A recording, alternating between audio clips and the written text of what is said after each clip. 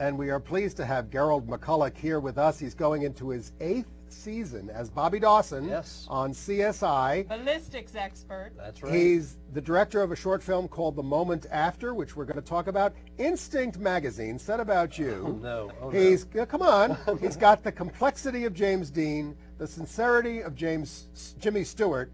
Think Steve McQueen with a dash of Greg Kinnear. Before you respond to that, let's show people a clip from your program.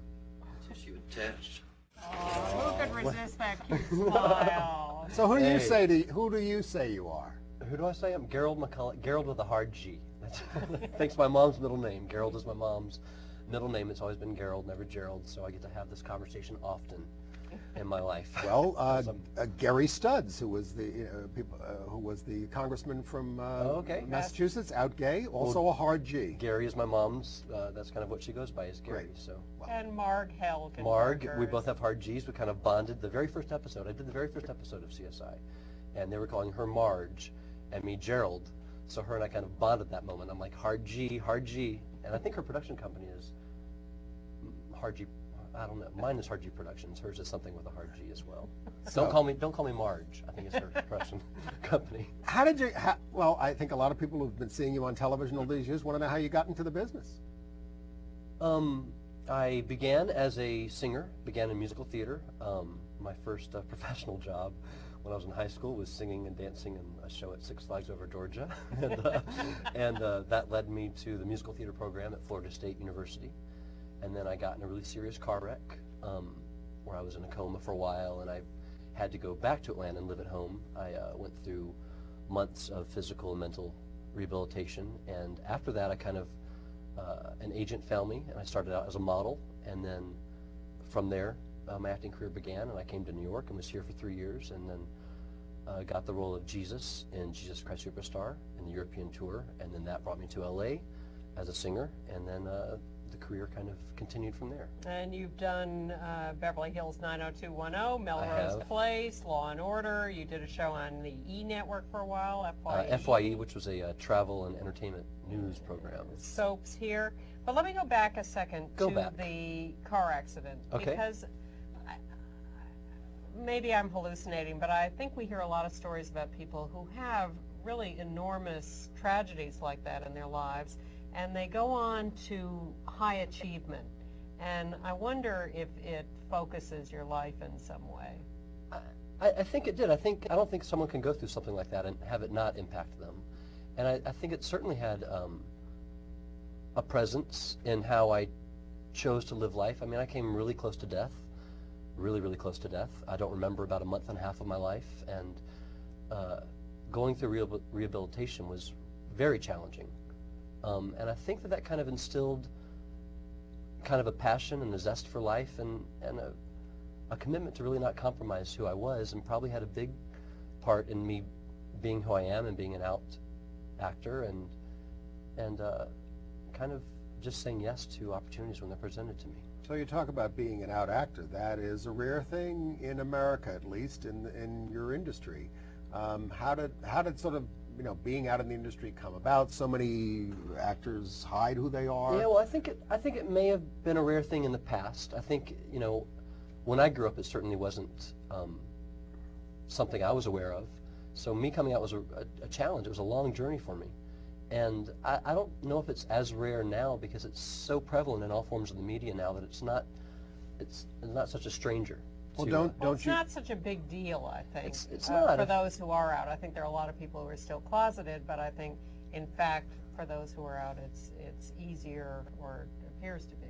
Yeah, I mean, I think there's always a fear of being judged or stereotyped or being kept from what you want to do, and it's been a hindrance at times in my career, but it's been the path I've chosen to live, and I have no regrets about it, and I mean, it's really been a non-issue for me. Well, Ian McKellen, who did it late, said it was the best decision he ever made, and he encourages other people to do it. Do people who are closeted or on the fence talk to you and say, oh, what do you think, and what kinds of what are those conversations like? Yes.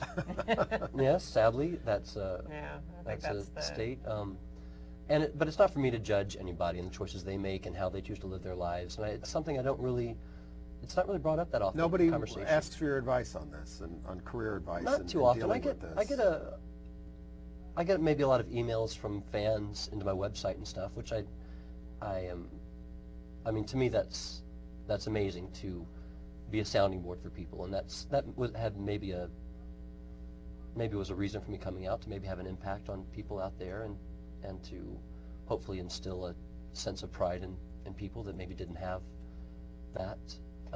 But it hasn't really been much of a problem in my communications with people. That is news in itself.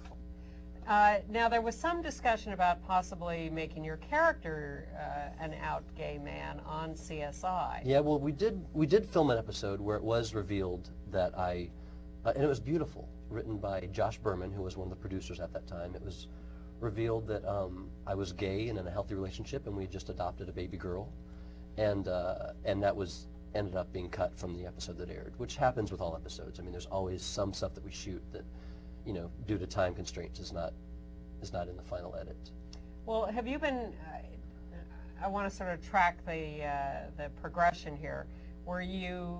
Did you ever have a period where you were sort of out in your private life, but not so much in your public life, and then you came out more publicly? Or I don't really have I haven't been catapulted into a huge, stature in my career that it was really something I was concerned about for a while, and similar to Christopher, the clip that we saw earlier, it's just been who I am, and it hasn't really been an issue for me to deal with. And then when I guess the first time I was really public about it was when Instinct magazine approached me about doing an article, and I had no qualms about it, and believed that if I could be strong about who I was, that might have an impact on people who, outside in the world, and if I could help some kid or an adult say yes to themselves, then maybe that's why I was here. Just be a role model for self-respect. Yeah, I think that's what we're all here for. And I don't. You guys have been that for me. I've learned so much watching you two, and it's. Oh, shocked. I'm serious. It's an honor to be here. I've watched you guys for many years, and this is great. We're happy to have you. Well, thank you. And happy to be had. I should let that just fly the way it is. Yes. And I don't want to belabor this, but you mentioned that there were moments when you thought it was a small hindrance. Can you elaborate on that a little? Well, there's definitely been some hurdles. And some judgments about. It's my understanding, my job description as an actor is, I pretend to be different people. That's my job, and I've never understood why my sexual orientation or my hazel eyes or my foot size has any bearing on my imaginative capacity to pretend to be other people, and other people sadly do think that hinders my ability to pretend to be someone else. So people have asked you not to be out, or people have not hired you for roles? Or? Yes, or not been seen for certain roles, or, I don't want to get too into it because I don't want to point fingers, but sadly, a lot of, maybe I should be quiet, a lot of the... You don't have to name names as much as we'd like I find less support from the gay people in my industry, casting directors, producers, willing to see me as something other than myself than I do.